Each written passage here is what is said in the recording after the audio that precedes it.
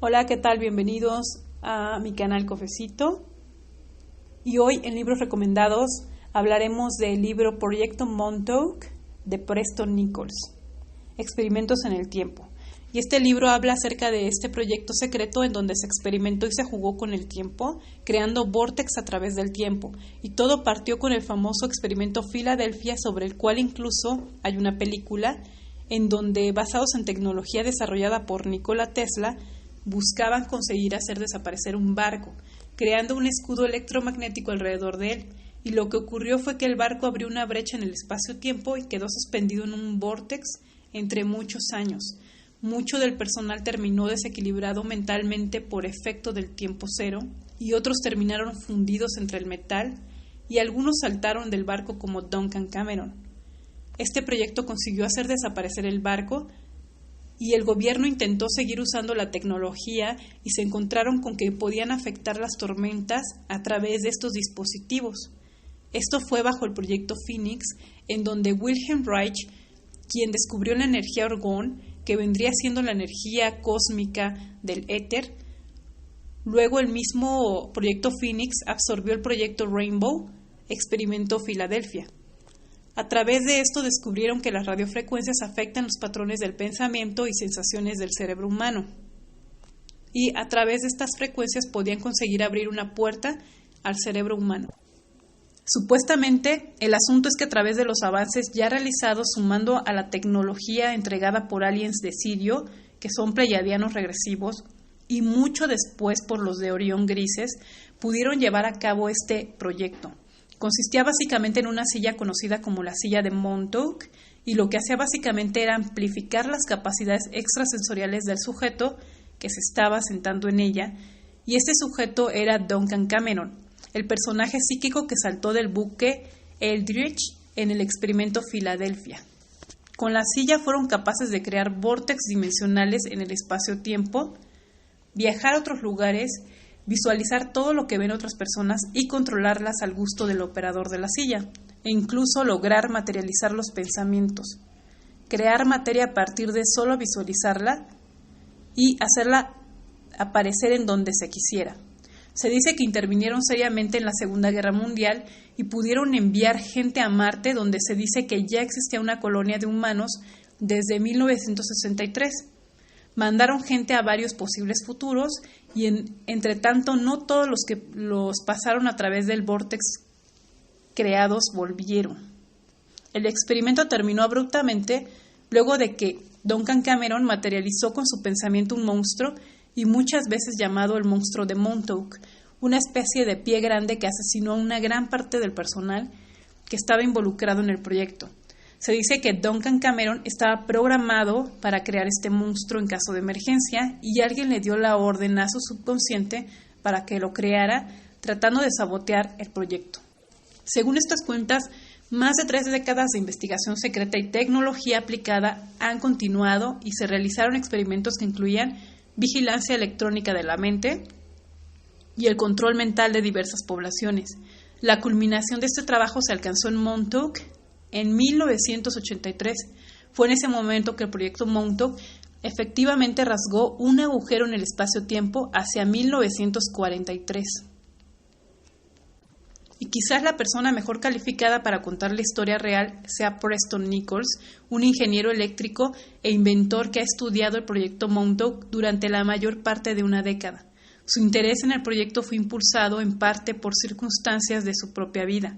También fue capaz de adquirir legalmente gran parte del equipo que se utilizó para el proyecto.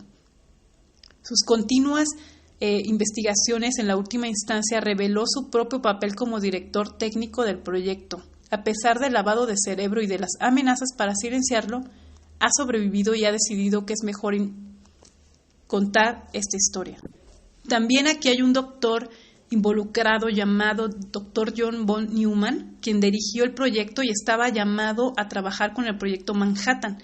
Esto estaba relacionado con la fabricación de la bomba atómica, que se convirtió en la arma de elección para poner fin a la Segunda Guerra Mundial. Aunque no es bien conocida, la amplia investigación que comenzó con el proyecto Arcoiris fue resumida a finales de la década de 1940 y continuó, culminando con un agujero en el espacio-tiempo dentro de Montauk en 1983. Y el objetivo de este libro es para darles un mejor entendimiento de la investigación y de los acontecimientos posteriores al experimento Filadelfia y el experimento Phoenix hasta 1983 en Montauk. Preston Nichols habla en este libro de su propio paso por el proyecto, siendo controlado mentalmente, siendo dos personas en el mismo edificio, al mismo tiempo él con sus compartimientos mentales. Él podía ser este ingeniero que estaba a cargo de este proyecto y también podía ser un técnico eléctrico sin mayor rango, pero que él fue, con el paso de los años, fue entendiendo su papel tan importante que tuvo él aquí en estos proyectos y que fue desprogramándose también con el tiempo y con una serie de circunstancias. Él y Duncan Cameron se fueron desprogramando y fueron abriendo estas compuertas para saber qué era lo que les había sucedido en estos proyectos y quiénes estaban involucrados en el control mental que ellos mismos sufrieron. Y él cita en el libro: estaba seguro de que algo había pasado en la base Montauk, pero no sabía qué. Mi implicación personal era evidente, pero todavía no lo consideraba muy seriamente. Sin embargo, yo estaba desconcertado porque diversas personas me reconocían. Tuve que investigar Montauk. Entonces salí y acampé en la playa por una semana o así. Fui a los bares y les pedí a los habitantes historias sobre la base. Hablé con la gente en la playa y en la calle donde pude encontrar y le pregunté acerca de las actividades extrañas que había tenido lugar. 6 personas diferentes dijeron que había nevado a mediados de agosto. Había historias de vientos con fuerza de huracanes que salieron de la nada, tormentas de truenos, relámpagos y granizo. También se reportaron circunstancias inusuales. Habían aparecido cuando previamente no había ninguna evidencia meteorológica para esperar eso. Había otras historias inusuales, además de las condiciones meteorológicas, y estas incluían historias de animales llegando en masa a la ciudad y a veces estrellándose a través de las ventanas. En este momento yo había llevado a diversos psíquicos a la base. Las historias confirmaban lo que los psíquicos habían podido determinar a través de su propia sensibilidad. Finalmente tuve la idea de hablar con el jefe de policía, quien también me informó extraños acontecimientos. Por ejemplo, crímenes cometidos en un periodo de 2 horas. Entonces, repentinamente, nada. Tenga en mente que Montauk es un pueblo muy pequeño. Después de la calma, ocurriría otro periodo de otras 2 horas de crímenes. Se reportó también que adolescentes repentinamente se agruparían en masas durante 2 horas para luego separarse misteriosamente, siguiendo cada quien con su propio camino. El jefe no podía dar cuenta de ello, pero sus declaraciones se alineaban perfectamente con lo que los psíquicos habían indicado sobre los experimentos de control mental. Había recogido alguna información realmente bizarra, pero no tenía muchas respuestas. Sin embargo, estaba volviéndome muy perspicaz.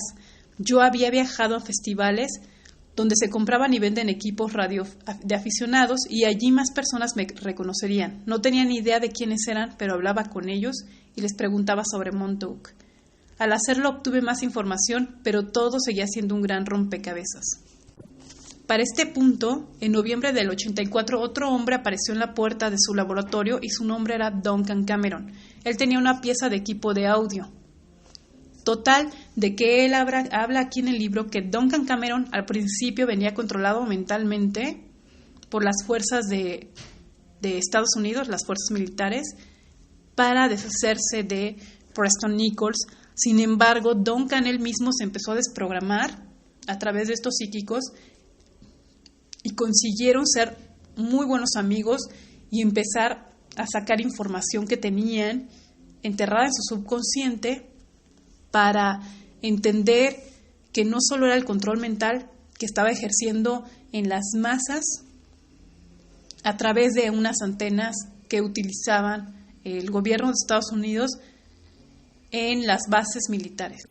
Él habla, y cito en su libro: mi memoria mejoró mientras estuve trabajando con Duncan y finalmente me di cuenta de que debo haber estado existiendo en líneas de tiempo separadas. Por extraño que parezca, fue la única explicación razonable bajo las circunstancias. Como mi memoria estaba todavía un gran parte bloqueada, había 3 vías de aproximación al problema. En primer lugar, yo podía simplemente tratar de recordar la línea de tiempo a través de regresión o de hipnosis. Esto resultó muy difícil. Segundo, podía buscar pistas en nuestra línea normal de tiempo. Y tercero, podía tratar de encontrar respuestas a través de la tecnología, y esto incluiría las teorías de cómo fue creada la otra pista de tiempo y cómo termino yo en ella.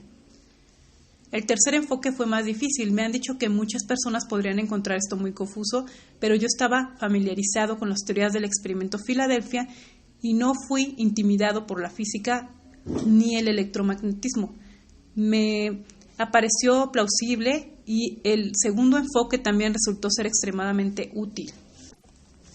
Ahora, aquí en esta parte del libro habla del gobierno de Estados Unidos. Comenzó un proyecto de control del clima en la década de 1940 bajo el nombre de Phoenix, y la información y la tecnología para esto vino del Dr. Wilhelm Reich, un científico austriaco que había estudiado con Freud. Reich era un hombre muy brillante pero muy controversial. A pesar de que experimentó excesivamente y escribió varios volúmenes, pocos de sus críticos han puesto una mirada honesta en toda su investigación. Reich era conocido en parte por su descubrimiento de la energía orgón, que es la energía orgásmica o la energía vital. Sus experimentos revelaron que la energía orgón era claramente diferente a la energía electromagnética. Fue capaz de demostrar la existencia de esta energía en el laboratorio. El descubrimiento de un tipo de energía llamado orgón no fue tan controvertido. Llegó a ser muy polémico con los poderes que son cuando él reportó haber curado cáncer con sus teorías. Él también asoció la energía orgón con la energía cósmica y el concepto del éter. Ninguno de estos puntos de vista le ganó el apoyo de científicos en la década de los 40. A la vuelta del siglo, los científicos habían abrazado el éter de Newton. Esto se refiere a la hipotética sustancia invisible como un medio para luz y energía radiante. No todos los físicos compraron el argumento de Einstein, pero Reich no está en desacuerdo. Señaló que Einstein refutó el concepto de un éter estático. Reich consideró al éter como una onda en la naturaleza y no estático para nada. Desde entonces, los científicos convencionales ya han reconocido la existencia de fenómenos que son un cruce entre partículas y ondas. Su concepto del éter ha demostrado ser funcional en su investigación, sin importar si en realidad nos estamos refiriendo a las ondículas o fenómenos aún más esotéricos cuando hablamos del éter. Por ejemplo, encontró usos prácticos para sus teorías como la modificación del clima. Encontró que las tormentas violentas acumulaban orgón muerto, que calificó de dor. El orgón muerto se refiere a la acumulación de energía muerta o energía que está en una espiral descendente. El orgón y el dor se encontraron presentes, no solo en los organismos biológicos, sino también en las regiones vacías del medio ambiente. Un activo y entusiasta go-getter sería considerado de tener un montón de energía orgón, mientras que un hipocondríaco que quiere morirse tendría energía dor. Esto se refiere a las personas, por ejemplo, la energía orgón vendría siendo la vibra positiva, la gente que siempre está o trata de estar feliz y convivir con la naturaleza y demás, y la gente negativa que se queja de todo, esa sería o tendría más acumulación de energía dor. Se encontró que en cuanto más dor se encuentra en el sistema de tormentas, más violenta será la tormenta. Él experimentó con muchas formas de estallidos dor y salió con un simple método electromagnético para reducir la violencia de las tormentas. En la década de los 40, Reich se contactó con el gobierno y les dijo que había desarrollado una tecnología que podía quitarle la violencia a las tormentas. Consideraba el gobierno a un hombre brillante y pidieron sus prototipos y él estuvo feliz, ya que no estaba interesado en el desarrollo mecánico, solo en la investigación. En este punto, el equipo tecnológico del gobierno fusionó los descubrimientos de Reich con sus propios monitores del clima, que produjo lo que se conoce hoy como radiosonda. Este era un dispositivo mecánico que registraba la temperatura, humedad y presión y se envió en un globo de paracaídas y grabó información en una cinta de papel. El globo fue diseñado para estallar de manera que el paracaídas se llevara el metrógrafo a la Tierra. El público fue animado en esa época a recuperar para ellos por una recompensa de $5, que era considerablemente mucho más dinero en esos días. Así fue como el gobierno obtuvo datos sobre el clima. Y aquí en este punto el proyecto Phoenix absorbe al proyecto Arcoíris. Si bien el proyecto Phoenix estaba investigando el clima y la utilización de radiosondas, el proyecto Arcoíris resurgió a finales de la década de los 40 y el proyecto Arcoíris, que era el nombre clave para la operación que causó el experimento Filadelfia, iba a continuar la investigación de los fenómenos encontrados en el USC Eldridge. Este proyecto se ocupaba de la tecnología de la botella electromagnética, que finalmente resultó en embarcaciones secretas del combate del día de hoy.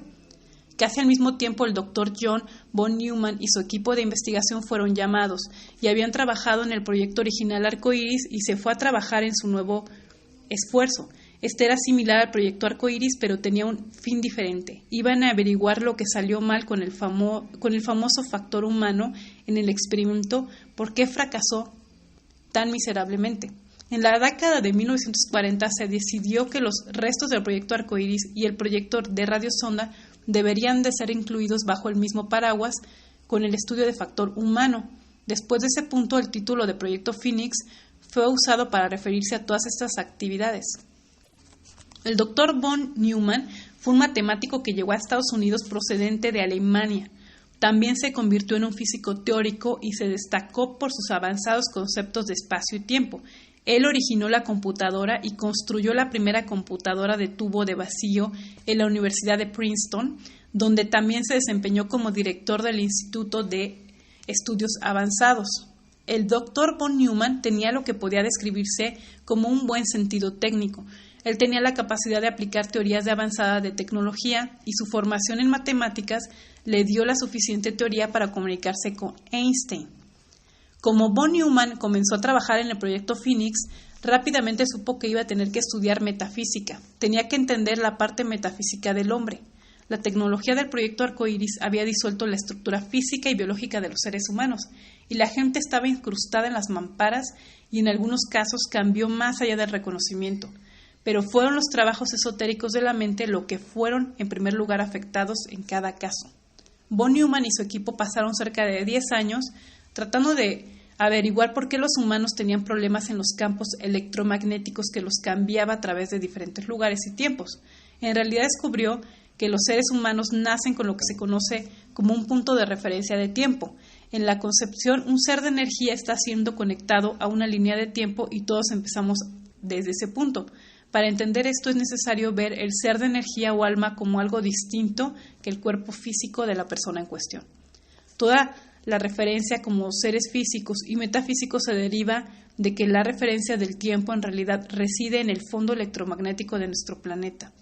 Esta referencia del tiempo es el punto de orientación básico que se tiene hacia el universo y la forma en que éste opera. Usted puede imaginar cómo se sentiría usted si el reloj de repente comenzara a moverse hacia atrás y el tiempo también. Esto es el punto de referencia del momento en que fue lanzado hacia el desfase de los tripulantes individuales del USC Eldridge y que les causó traumas indecibles.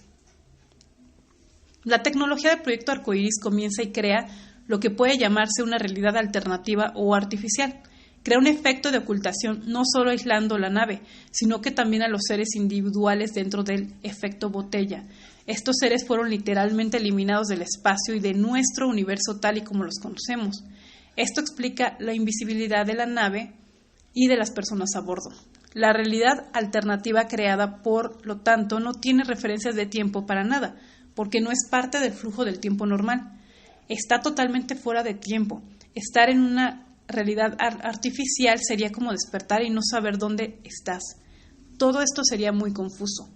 El proyecto Phoenix se enfrenta a la solución del problema de llevar seres humanos hacia la botella y eventualmente sacarlos de nuevo, mientras que al mismo tiempo los conecta a su verdadera referencia de tiempo real que se conoce como planeta Tierra. Esto significó que cuando estaban en la realidad alterna, tenían que ser suministrados con algo que les diera una referencia de tiempo. Este problema lo resolvieron alimentando la botella con todos los antecedentes naturales de la Tierra, por lo menos lo suficiente como para convencerlos de una continua corriente de referencia de tiempo. Hacerlo de otra forma probablemente provoque que aquellos dentro de la botella experimentarán desórdenes transdimensionales y problemas de este tipo. Por eso es que fue necesario establecer un falso escenario. Entonces pudieron sentir un cierto grado de normalidad. El doctor von Neumann era el candidato ideal para el trabajo, ya que conocía las computadoras. Una computadora tuvo que ser utilizada si iban a calcular las referencias de tiempo de personas específicas y repetir esas referencias al mismo tiempo que estaban pasando a través de una botella electromagnética o realidad alternativa. La gente dentro de esta botella estaría atravesando el espacio cero y esencialmente una no realidad o una desorientación en el mejor de los casos. El equipo tuvo que generar un fondo electromagnético o escenario falso con el que el ser físico sincronizaría también. Si esto no se hacía, el espíritu y el cuerpo físico se saldrían fuera de sincronía y lo que resulta en locura. Hay dos puntos a traerse aquí: el ser físico y el ser espiritual. Esa es la razón por la cual la referencia de tiempo se encerraría en el espíritu y el fondo electromagnético se encerraría en el cuerpo. Este proyecto conjunto comenzó en 1948 y finalmente fue desarrollado en 1967. Cuando este proyecto estuvo completo, fue escrito un reporte final y presentado al Congreso. El Congreso ha financiado este proyecto en particular hasta el momento y siguió los resultados. Se les dijo que la conciencia del hombre definitivamente podía verse afectada por el electromagnetismo. Por eso el Congreso estaba tan preocupado y esa preocupación fue muy válida y la palabra fue dada en 1969 para desmantelar todo este proyecto. Aquí comienza el proyecto Montauk. No es ningún secreto que el Congreso ha tratado de vencer frente a la CIA en descubrir todo lo que sucede en la comunidad de inteligencia. Ellos han reducido su financiación y limitado sus poderes legales hasta la persona más ingenua. Es probable que admita una falta de credibilidad de cierto grado. Cuando el Congreso disolvió el proyecto Phoenix, el grupo de Brookhaven ya había construido un reino entero en torno a este proyecto y habían tecnologías reichinianas y tecnologías secretas que definitivamente eran capaces de afectar a la mente del hombre. El grupo de Brookhaven se fue a los militares y se les informó acerca de esta fantástica nueva pieza de tecnología con la que estaban trabajando. Ellos les dijeron acerca de un dispositivo que podía hacer que el enemigo se rindiera sin una batalla, simplemente al pulso de un interruptor. Por supuesto que los militares estaban muy interesados y este era el sueño de todos los expertos de guerra. Imagínense un dispositivo que hace que el enemigo renuncie antes de que comience la batalla. Los militares se entusiasmaron y estaban dispuestos a cooperar. Ellos necesitaban determinados materiales y personal de los militares y dieron a los militares una lista de toda la tecnología necesaria. De particular importancia respecto a la lista fue el viejo radar Sage. Para ello requerían una enorme radiosonda que operaría alrededor de los 425 a los 450 MHz de anteriores investigaciones para entrar en la conciencia humana, un dispositivo de radar de muy alta potencia. El nombre de este proyecto era conocido como Phoenix 2 por los funcionarios involucrados. Desde entonces ha sido llamado coloquialmente por mí y otros involucrados como el proyecto Montauk. Hasta entonces el Congreso había sido informado acerca de lo que había ocurrido, pero en este punto las personas independientes estaban llevando adelante con un proyecto negado por el Congreso. Pero el punto que se destaca aquí es que se está haciendo sin la supervisión de los funcionarios elegidos. La base de Montauk estaba siendo reabierta. El radar de Sage había estado cerrado desde que la base fue entregada a la Administración de Servicios Generales. Era una base excedente del gobierno sin nada en ella. Es evidente que una importante financiación sería necesaria para semejante empresa. En 1944, un tren de tropas estadounidenses fueron a través del túnel francés, acarreando $10 millones en oro nazi. Este tren fue dinamitado en el túnel mientras acarreaba 51 galones. El general George Patton estaba en Europa en este tiempo e investigó esto, pero él no podía entender cómo un tren de tropas estadounidenses podría ser dinamitado en el territorio de los aliados occidentales. Como recomendación general de ser humano, él se preocupaba por los galones. Los $10 millones fueron un misterio, pero los esfuerzos de Patton fueron bloqueados.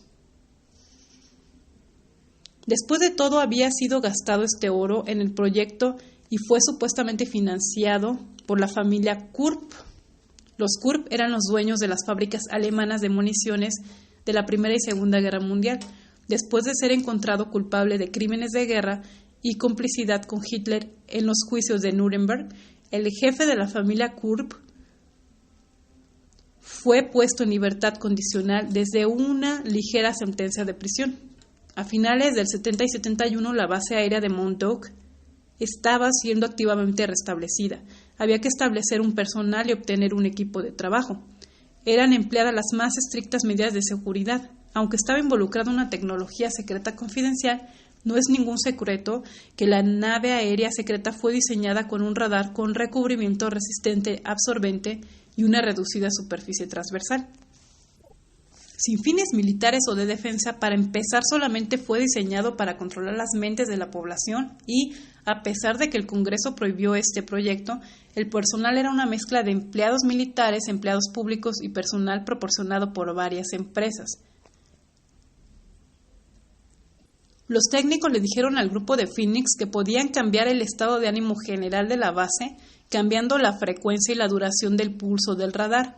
Se había dado cuenta de que esto como una curiosidad profesional después de años de trabajo en el radar. Esto fue una sorpresa para la gente de Phoenix.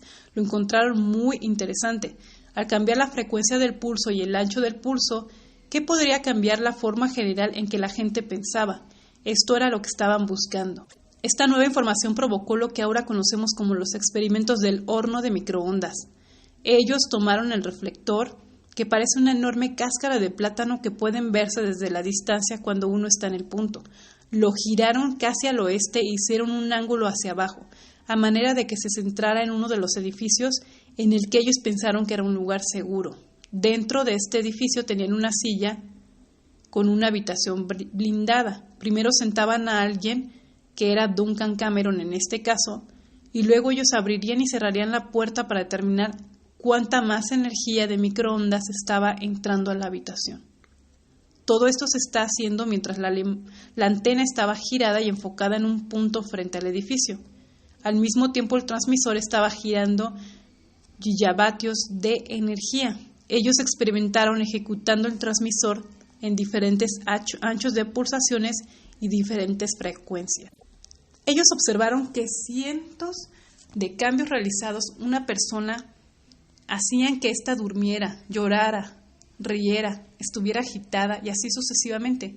Habían rumores de que cada vez que el radar Sage corría, el estado de ánimo de toda la base cambiaría. Esto fue interesante para los supervisores del proyecto.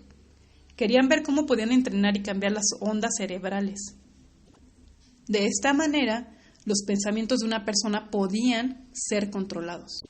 Duncan sostuvo serio daño del tejido cerebral como resultado de la exposición continua de 100 kilovatios de potencia a una distancia de 100 yardas. Las ondas de radio hornearon su cerebro y pecho. En cualquier parte de su cuerpo donde se produjo un cambio de densidad, las zonas de calor o de energía serían creadas por la concentración de los rayos de microondas.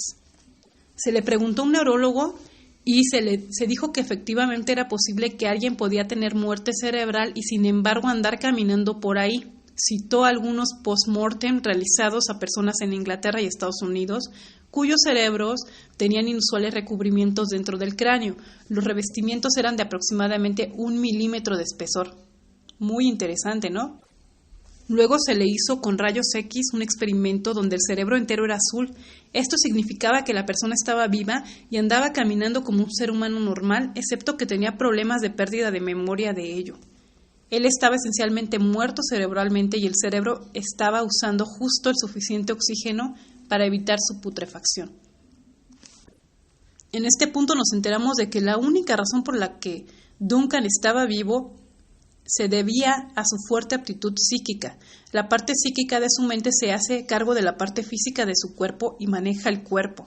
Su tallo cerebral está vivo y su médula espinal está viva y su cuerpo está vivo, pero su verdadero cerebro superior está muerto. Su energía psíquica maneja el cuerpo a través del tronco cerebral. Duncan no fue la única persona afectada. No sabemos cuántas personas participaron, pero la cifra de muertos fue probablemente alta. No fue hasta 1972 cuando finalmente se dieron cuenta de que la tecnología oculta trataba con radiación que no quema. Una teoría era que la radiación que no quema, que es la orden superior de los componentes, en realidad iba a través del reflector y sería opuesta al foco de la antena. Lo intentaron y giraron la antena alrededor de 180 grados, apuntaron a los ardientes rayos en el cielo y golpearon a la persona con los rayos que no queman. Entonces descubrieron que tenían las mismas capacidades de alterar el estado de ánimo, si no más de lo que tenían antes, pero esto no hacía daño a la gente. ¿Pero a qué costo? Para que las personas en las que previamente experimentaron. En este punto, en el proyecto, ellos estaban interesados en monitorear a las personas y cambiarles sus estados de ánimo, sus pensamientos. No era necesariamente como lo cambiaban, pero el hecho de que lo cambiaban bajo circunstancias diferentes, fueron invitados a venir a la base y han tenido, en lo que se refiere, soldados en un lugar hermoso con una mente desequilibrada. También los investigadores fueron capaces de obtener programas en donde podrían enfocarse en un auto y detener todas las funciones eléctricas en él. No sé qué eran las modulaciones, pero tengo entendido que encontraron esto casi por accidente. Un día había vehículos militares corriendo alrededor de la base. De repente dejaron de funcionar sin ninguna razón. Se ordenó una investigación para averiguar lo que estaba ocurriendo con el transmisor en ese momento y se desarrolló un programa. Al principio, el programa solo podía hacer que las luces de un automóvil se oscurecieran. Eventualmente fue refinado para que el programa causara que todas las funciones eléctricas de un vehículo cesaran. La silla de Montauk. En la década de los 50, la corporación ITT desarrolló tecnología de sensores que literalmente podían mostrar lo que una persona estaba pensando. Era una máquina que lee la mente. Operó en el principio de recoger las funciones electromagnéticas de los seres humanos y la traducción de los mismos de una forma comprensible. Consistía en una silla en la que se sentaba una persona. Bobinas que, sirviendo como sensores, fueron colocadas alrededor de la silla, y también hubo 3 receptores, 6 canales y una computadora que mostraría lo que estaba en la mente de una persona en formato digital o en una pantalla. Se ha sugerido que la investigación se vio ayudada por los sirios, una raza extraterrestre que vienen del sistema estelar conocido como Sirio. Esta teoría tiene a los alienígenas proporcionando el diseño básico y a los seres humanos trabajándole a partir de eso. 3 conjuntos de bobinas se colocaron en una pirámide alrededor de la silla. También había una bobina alrededor de la parte superior de la pirámide como paralelo de una bobina de la base. La persona se coloca dentro del campo de bobinas y los 3 conjuntos de bobinas, 3 diversos receptores de radio y un detector de banda lateral independiente que tiene un sistema de referencia flotante. Esto hace que puedan leer la mente de una persona. Cuando la gente en Montauk oyó hablar de ese dispositivo de lectura de mente, pensaron que era grandioso. Ellos querían convertir esta máquina de lectura de la mente en un transmisor. Esto podría reducir los riesgos de los seres humanos sometidos a la invisibilidad o a la experimentación con el tiempo. La teoría era que una persona en la silla transmitiría una realidad alternativa a la tripulación, como el experimentó Filadelfia. Cuando el barco se hizo invisible, la tripulación estaría entonces en sincronía con la realidad alternativa y no se desorientaría o se vería mentalmente perdido. Esta tecnología la fusionaban con la IBM 360 que servía para esta función y utilizaba esencialmente como un traductor y un banco de almacenamiento para la máquina o la silla de Montauk. En este punto hicieron y conectaron 2 sillas en diferentes lugares para hacer alguna conexión en el espacio-tiempo. Una silla de Montauk y también pusieron otra silla parecida pero en Long Island. Entonces el psíquico emitiría pensamientos y la IBM lo decodificaría y serían puestos en un enlace y enviado a Montauk. La computadora IBM entonces lo emitiría por medio del transmisor y podría construir una forma de pensamiento hasta Montauk. Tomó otro año de investigación antes de poder obtener una señal de lectura. El psíquico estaba pensando en Long Island era enviado a Montauk. Este era su primer objetivo. Conseguir alguna fidelidad de pensamiento desde la silla a través de transmisor de Montauk y la antena. Además de Duncan, había un par de psíquicos adicionales en el sitio. El psíquico podía concentrarse en algo en Long Island y el transmisor en Montauk transmitiría una representación muy clara de lo que él estaba pensando. Y este fue el primer punto en el cual el transmisor de Montauk estaba trabajando con pensamientos de alta fidelidad. En otro año, en 1975, descubrieron un problema. Si hubiera una anomalía o problema técnico en el flujo del tiempo en nuestra realidad, todo se venía abajo. En otras palabras, si el psíquico en la silla proyectada en una realidad en términos de tiempo, en este caso, que no era consciente con nuestra realidad, es decir, con el flujo del tiempo de nuestra realidad, haría que la conexión entre Long Island y Montauk se rompiera. Cualquier fallo en el espacio-tiempo entre las dos ciudades podría causar el cese de la transmisión de la forma de pensamiento. Y esto se conoce como una anomalía del tiempo. En teoría, esto se produce de vez en cuando, ya que nosotros estamos referidos en nuestra realidad y realmente no nos damos cuenta de una anomalía del tiempo. Los fenómenos déjà vu podrían ser un ejemplo de una anomalía en el tejido del tiempo. Luego mejoraron la silla de Montauk, agregándole más bobinas y le agregaron una bobina delta T. En realidad estaban recogiendo señales de 3 ejes del tiempo. Más pertinente para que el proyecto fue que ya no tenían un enlace de microondas que funcionaría mal durante el cambio de realidad. Para conseguir que la silla de Montauk funcionara sin interferencias, tuvieron que repetir todos los receptores de cristal con la tecnología de Sirio. Las estructuras de la bobina de los receptores de prototipo eran estructuras de bobinas de tiempo delta. Y el receptor tenía que ser en función del tiempo delta. Y lo que ocurrió finalmente después fue aún más sorprendente. La creación desde el éter. Una vez que hicieron funcionar el transmisor, tomó aproximadamente otro año para elaborar los programas de la computadora y a finales de 1977 el transmisor estaba reproduciendo formas de pensamiento sin interferencias y con alto grado de fidelidad.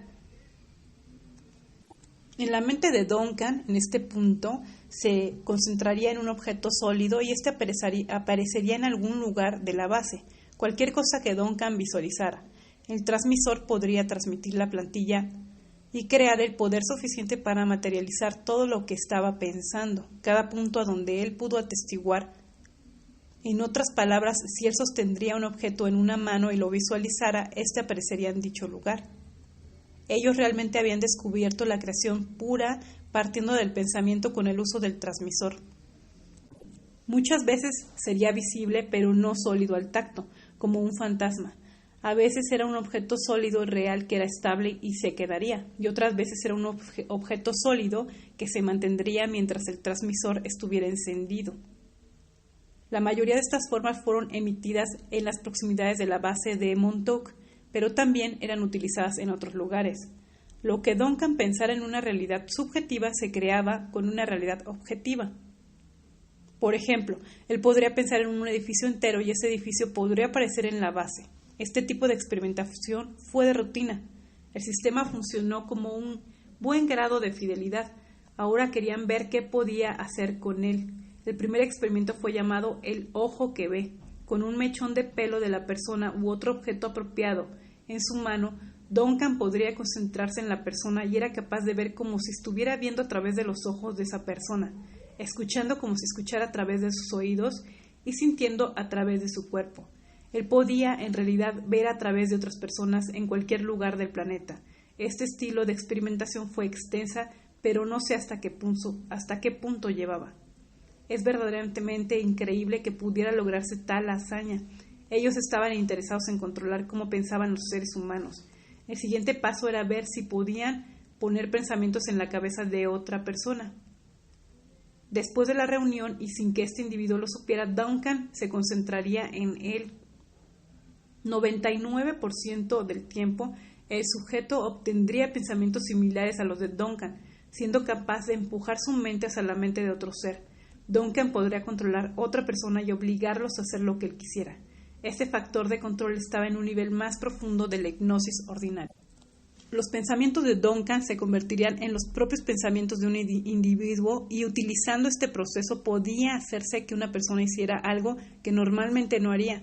Este fue el comienzo del aspecto del control mental del proyecto Montauk. Ellos podían apuntar hacia individuos o masas de gente, animales, lugares y tecnología. Básicamente podían apuntar hacia todo lo que quisieran. Uno debe darse cuenta de que cuando Duncan hizo estos experimentos, estaba en una forma alterada de conciencia.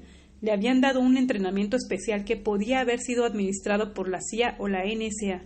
En cualquier caso, su mente consciente sería desviada a través de la felicidad, lo que podría ser llamada mentalidad primitiva. Entonces, a la superficie, Duncan, el individuo, sería trasladado en un trance orgásmico.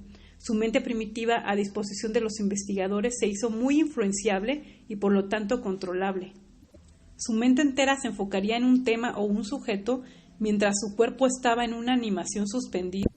En 1978, las técnicas de control mental estaban plenamente desarrolladas y registradas, cintas apropiadas y distribuidas a los diferentes organismos para que pudieran ser desarrolladas para convertirse en algo práctico.